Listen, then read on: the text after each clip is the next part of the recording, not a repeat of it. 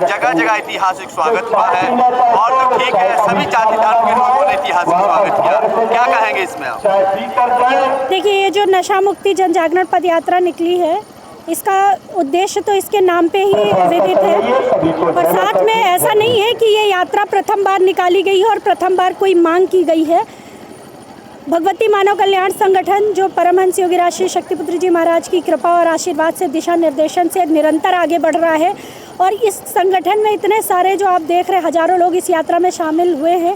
तो कई हज़ारों लोगों ने खुद भी नशे का त्याग किया है और आज वो समाज के बीच में पिछले कई वर्षों से लगातार समाज के बीच में जा रहे हैं और मांग कर रहे हैं, समाज को समझा रहे हैं और नशा मुक्त करने का प्रयास कर रहे हैं। गुरुवर्षी के आशीर्वाद से सफलता भी प्राप्त हो रही है, लेकिन इतना प्रयास करने के बाद भी हम यहाँ से लोगों को शराब की लत छुड़वाते हैं और दूसरी तरफ नई नई जगहों पर शराब की दुकान खुलवाई जाती है ना। तो हमारी मांग यही है कि आज मुख्यमंत्री जी जो हैं वो योगी जी हैं, वो धर्म अध्यात्म से जुड़े हुए हैं और धर्म अध्यात्म में भी और सामान्य रूप से भी नशे को एक जहर के रूप में देखा गया है। शंकर भगवान ने विष का पान किया था। हर किसी को ये ज्ञान है कि उन्होंने विष का जब पान किया था तो उसको भी कंठ से नीचे नहीं जाने दिया था, कंठ में ही रोक दिया था। तो इस जो जहर को, नशा रूपी जहर है, उसको हम समाज के बीच में कैसे बांट सकते हैं। आज हम बात करते हैं सनातन धर्म की। आप देखिए आज सभी जगह आवाज़ उठ रही है सनातन धर्म, सनातन धर्म। क्या है सनातन धर्म? हम क्यों अपने सनातन धर्म को नहीं बचा पा रहे हैं?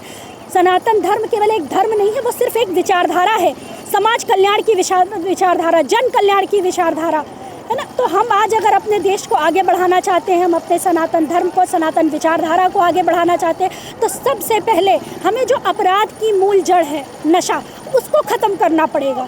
आज हम देखते हैं योगी जी की बड़ी तारीफ़ होती है, मैं भी तारीफ़ करती हूँ, वो बहुत अच्छा कार्य कर रहे हैं। उनके आते ही कई अपराधियों को जड़ से नष्ट किया गया है, कई अपराधियों को ख़त्म किया गया है। मैं सुनती रहती हूँ कि प्रशासन बड़ा अच्छा कार्य कर रहा है, कई माफियाओं को ख़त्म किया गया है।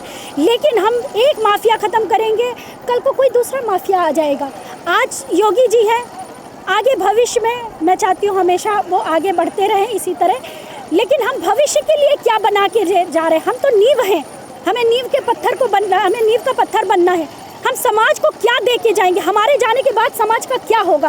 क्यों ना हम कोई एक ऐसा निर्णय लें जिससे आगे भविष्य हमारा बच सके, हमारे युवा बच सके, हमारे युवा अपराध के मार्ग पे जाने से रुक सके। तो इसके लिए मैं उनसे मांग करना चाहती हूँ कि सबसे पहले जिस तरह से आप अपराधियों को ख़त्म कर रहे हैं, उसी तरह अपराध की जड़ को भी ख़त्म करें।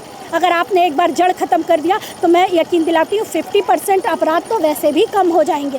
और बाकी बचे अपराधों के लिए आपको जिस समय जो भी सहयोग की आवश्यकता पड़े, भगवती मानव कल्याण संगठन हमेशा आपका सहयोग करने के लिए तैयार है। जो भी कार्य जन कल्याण के लिए होगा, समाज कल्याण के लिए होगा और देश हित के लिए अगर कोई भी निर्णय लिया जाएगा, उस सभी निर्णयों में भगवती मानव कल्याण संगठन, भारतीय शक्ति चेतना पार्टी हमेशा आपका समर्थन करेगी। लेकिन आप केवल हमारी एक मांग को मान लीजिए, हमारे इस प्रदेश को नशा मुक्त कर दीजिए। माता आदि शक्ति जगत जगदम्बा की कृपा से, परमहंस योगीराज श्री छत्रपति महाराज के आशीर्वाद से भगवती मानव कल्याण संगठन द्वारा भव्य और दिव्य नशा मुक्त जन पद यात्रा का आयोजन हुआ। इसके लिए मैं उनको बहुत बहुत बधाई और धन्यवाद देता हूँ। समाज के हर वर्ग, हर समाज के सभी लोगों का इतना बढ़ चढ़ के हिस्सा लेना, इतने हजारों की संख्या में लोगों को चलना, ये एक संदेश देता है, एक मांग करता है इस प्रशासन से और प्रदेश सरकार की, इनकी आवाज़ को सुने, समझें और इस प्रदेश को नशा मुक्त प्रदेश घोषित करें। आज की पदयात्रा नशेबान से मुक्त करने के लिए लोगों को ही, जो हज़ारों लोग नशा से ग्रसित हैं, उनको मुक्त करने के लिए हुए।